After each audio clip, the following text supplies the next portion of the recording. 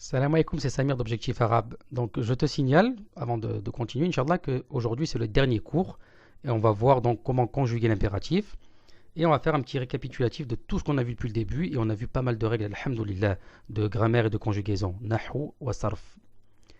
Donc on a vu comment dire, qu'il y avait les catégories du mot, qu'ils étaient au nombre de trois, c'est-à-dire que tout mot que tu vas rencontrer dans n'importe quel texte rentre dans ces trois catégories qui est le nom, ism, fi'l, le verbe, harf, la particule. On a vu comment les reconnaître avec des indicateurs et des exemples. On a vu al-nakira, l'indéfini, ou al-ma'rifa, le défini, comment les reconnaître. On a vu également al-mufrad, ou al-muthanna, ou al-jam', le singulier, le duel et le pluriel. On a vu également la phrase al-jumla fi'liya, verbale, et la phrase ismiya, nominale. On a vu également uslubul istifham, la manière de poser des questions. On a vu également on a vu les pronoms personnels isolés avec des exemples concrets. On a vu on a vu les pronoms personnels affixés, accrochés avec des exemples. On a vu al-idafa qui est l'annexion avec le mudaf et le mudaf ilayhi pour créer une annexion et une appartenance. On a vu aussi al-fi'l al-madi, le verbe conjugué au passé, et on a pris comme exemple, comme verbe, le verbe kataba, et je t'ai demandé d'essayer avec le verbe khalaqa, qui est le verbe créer. Et on a vu que pour le verbe au passé, la terminaison qui changeait, comme on le voit dans la colonne ici, c'est seulement la fin du verbe. Ensuite, on a vu fi'lul mudari', le verbe au présent. Et on avait vu que pour le verbe au présent, le verbe de base, ce qui changeait, c'était en début de verbe et en fin de verbe. C'est pour ça qu'il y avait deux colonnes. Et on avait vu rapidement comment faire le futur en ajoutant la lettre sin accrochée au verbe tout devant du verbe du présent. Et ça signifiait le futur proche. Et sinon, on mettait saoufa sans l'accrocher. Et c'est pour le futur lointain. Tout simplement. C'est pour ça qu'en fait, en langue arabe, on n'a pas de futur à la base. Parce que le futur se conjugue comme le présent. C'est juste qu'on ajoute une particule juste avant.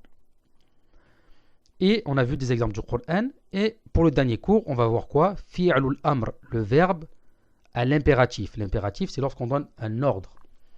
Tout simplement, à l'impératif, on n'a pas plusieurs terminaisons, on n'a pas plusieurs personnes, on n'a que la deuxième personne. Puisqu'on donne un ordre à la deuxième personne. Par exemple, si on prend le mot kataba, comme on a vu depuis le début, pour le masculin singulier, on va dire uktub. Ça signifie écrit. Pour le féminin, on va dire uktubi. Écrit en s'adressant à une femme, au féminin. Pour s'adresser à deux personnes, on va dire uktuba, que ce soit masculin ou féminin. Pour s'adresser au pluriel masculin, on va dire uktubu, écrivez. Et pour s'adresser au pluriel féminin, on va dire uktubna, écrivez, mais on sait qu'on s'adresse à des femmes. C'est-à-dire que lorsque je vois ça, je sais que c'est l'impératif, que ça signifie écrivez, et je sais qu'on s'adresse à des femmes parce que c'est écrit de cette manière-là, uktubna. On peut faire la même chose avec le verbe jalasa. Le verbe jalasa, c'est le verbe s'asseoir.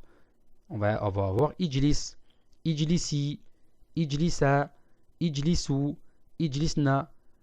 Assieds-toi. En parlant au masculin, singulier. Au masculin féminin, assieds-toi, ijlisi. Donc lorsque je vois ça, je sais que c'est le masculin féminin. Le singulier féminin, excuse-moi. Ijlisa, asseyez-vous, en m'adressant à deux personnes, masculin ou féminin.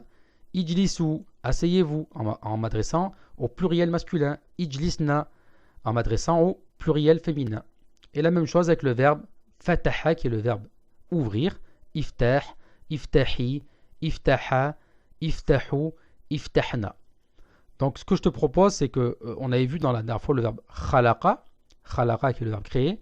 Donc essaye de reproduire la même chose, de créer l'impératif avec le verbe khalaqa. Donc essaye. Ça sera la même chose, c'est juste à recopier le modèle, c'est la même chose.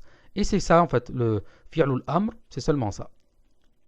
Exemple dans le Coran, si on prend Surat An-Nas, Qul a'udhu bi rabbin nas, dis, je cherche refuge auprès du Seigneur, au Seigneur des gens. Qul, donc là c'est comme ici.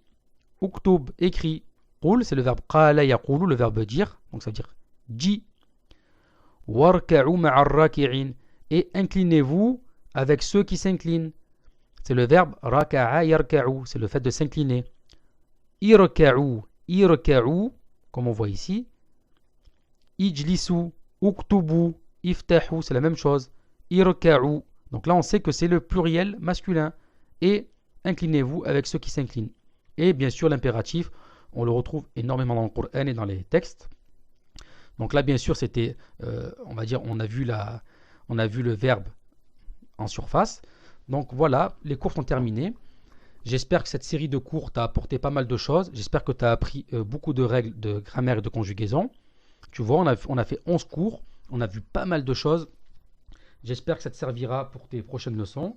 Et je te dis à très vite, Inch'Allah. Et n'oublie pas de me laisser un commentaire et me dire ce que tu en as pensé et est-ce que ça t'a plu. Et je te dis à très vite, Inch'Allah. Salam alaikum.